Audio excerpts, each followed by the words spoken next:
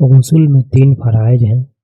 Number 1 کلی کرنا، number 2 ناک میں پانی ڈالنا، نمبر 3 پورے جسم پر اس طرح پانی ڈالنا کہ ایک بال برابر بھی جگہ خالی نہ رہے۔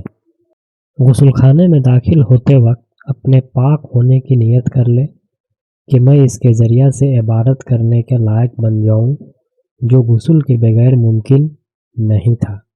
بایاں پاؤں پہلے داخل کرے، پھر دایاں پاؤں۔ پانی کم از کم خرچ کرے۔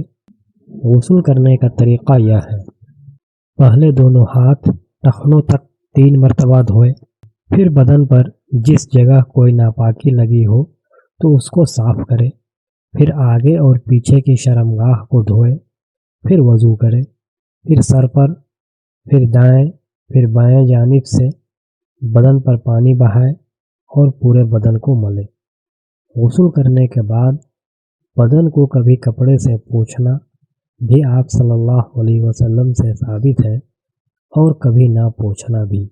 اگر غسل خانے میں پانی جمع ہو جائے تو وضو کے ساتھ پاؤں نہ دھوئے بلکہ جب غسل سے فارغ ہو تب دھوئے۔